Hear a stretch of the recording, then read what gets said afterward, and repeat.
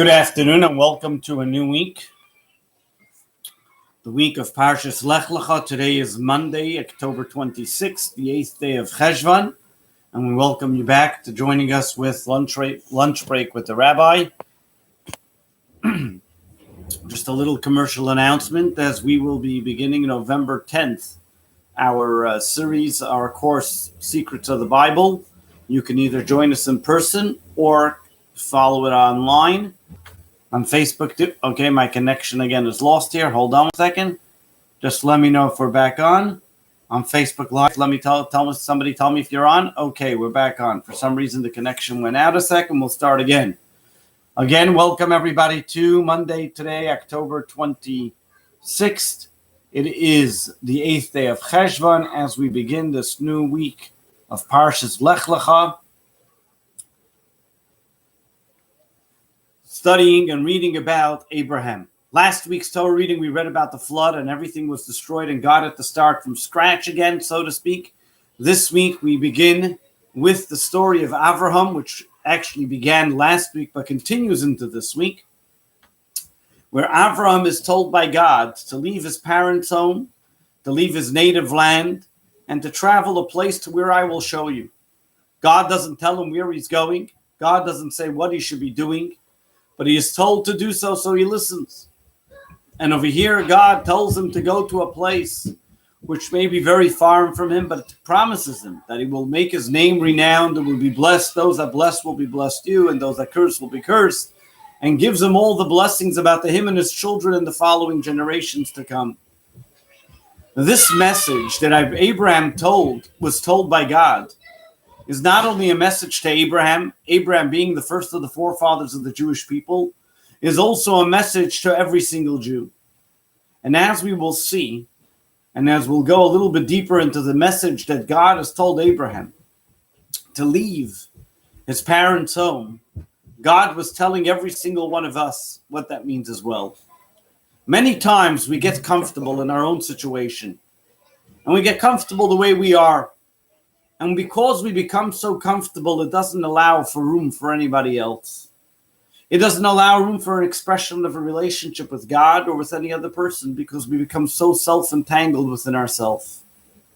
In order to see and appreciate godliness, and especially in order to appreciate and see something beyond ourselves, especially another person, the first step is Lech Lecha, to leave. But over here, God tells Abraham, Lech Lecha, go for yourself. Because what God, in essence, was telling Abraham is that when you leave your personal confine, you are not only helping the other person, but you, in essence, are gaining from it even more.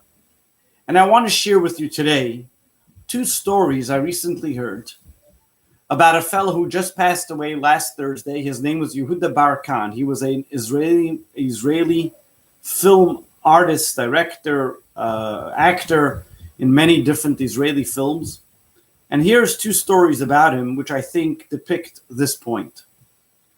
This fellow, Yehuda Bar Khan, was not an observant Jew at all, lived in a place called Nes Tziona, and he was a person that always, even though he was not observant, he was always searching. And as you know, in Israel, every Friday, the Chabad fellas put up these stands throughout Israel and give the people the opportunity to put on tefillin. So there was a Chabad fellow standing in Tel Aviv on the main street with a stand with tefillin, and it was offering people to put on tefillin. So this Yehuda Bar Khan, as a skeptic as he was, comes over to the fellow and says, "What are you giving over here? What are you doing?" So he says, "Well, we're giving people the opportunity to put on tefillin." So he says, "What's tefillin?" He says, "Well, tefillin is our way that we can communicate with God." So Yehuda looks at him and says, "Really? You can really communicate with God with these things?" He explains to him, says, "Yes.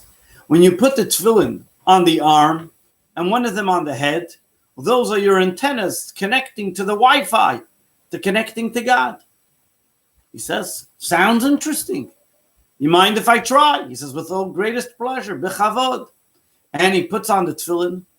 And as Yehuda Bar Khan says, ever since I've got in touch with those antennas, I haven't stopped putting them on. And for the rest of his life, he then went and joined the Chabad of Nes Tziona, and from then on was putting on tefillin, using those antennas to speak to God.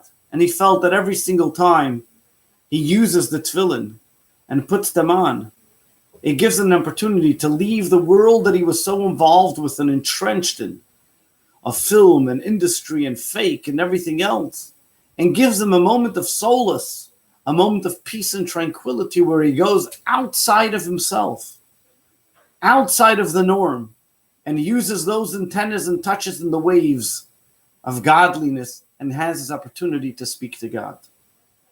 But here's another story he shared a while back.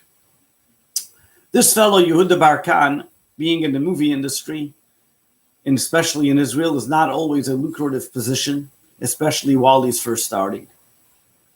And there was a point in time where he was at a downtime in his career, and he was sitting in his apartment in Tel Aviv trying to figure out what to do next, where to go from here, and how to make the next move, with barely money to pay his rent or whatever it may be.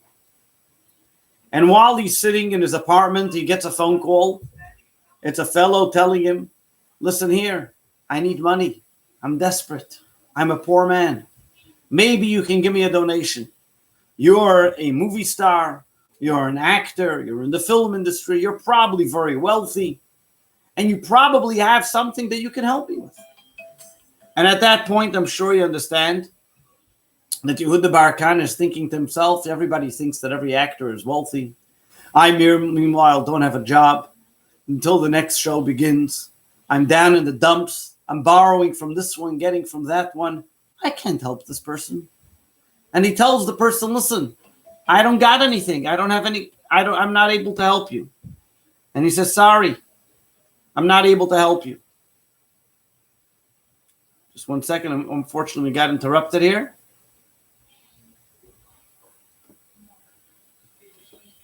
Whoops, I'm sorry. Hold on. We'll get back on there. Okay. I'm back on. I'm sorry. For some reason, I got interrupted. We're having a few interruptions today with the internet over here. But here we go. So, are we back on Facebook Live there? Okay. So,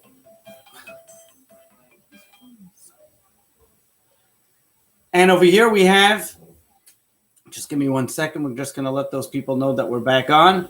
So just to recap on the story where we're up to, because we got interrupted. This Yehuda Bar Khan sitting in his apartment, and he doesn't know what to do next. He's being asked for money. He doesn't have anything to help the person with. And finally, he's digging through his pockets while he's talking to the individual, and he finds 200 shekel in one of his shirt pockets. He says, you know what? Come on over. If I found this money, maybe I didn't know I had it. Let me give it to charity. Let me help this poor man. And the guy comes over. He gives him his 200 shekel. Yehuda Bar Khan says, you should know that those 200 shekel that I gave that person changed my life forever. More than that guy was helped, I helped myself.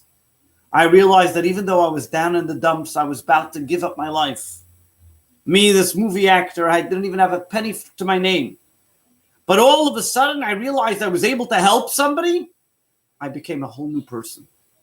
I picked myself up. I got myself together, and I was able to move back into the industry and get some lucrative positions once again. The idea that the Torah tells us in this week's Torah reading, Lech Lecha, you need to go out of yourself. You have to remove yourself from your current position and realize that sometimes going beyond yourself is where you're going to find your true peace, your true happiness. When you go beyond yourself, you will truly discover who you truly are. That is what God told Avram. When he leaves his parents' home, he leaves his comfort zone, he goes to a place where it may not be so comfortable at first. But then he will come to realize his true identity, his true relationship, the cultivation that he made with God, the everlasting relationship for him and his children for eternity.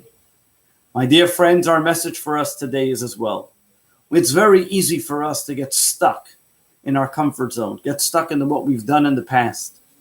But we must remember, the way we're going to truly advance in knowing who we really are, The way we're truly going to grow in any type of relationship is by leaving our comfort zone. Only then will we find true comfort, true peace, and tranquility. God bless you and have a wonderful day. Sorry for the interruption today. Well, God willing, tomorrow we'll see you again at 1 p.m.